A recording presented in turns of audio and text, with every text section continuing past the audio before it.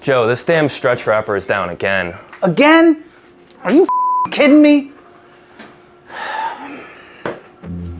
So what are we gonna do? I don't know, man. This is just ridiculous. These repair guys are just not cutting it. What about Arnold?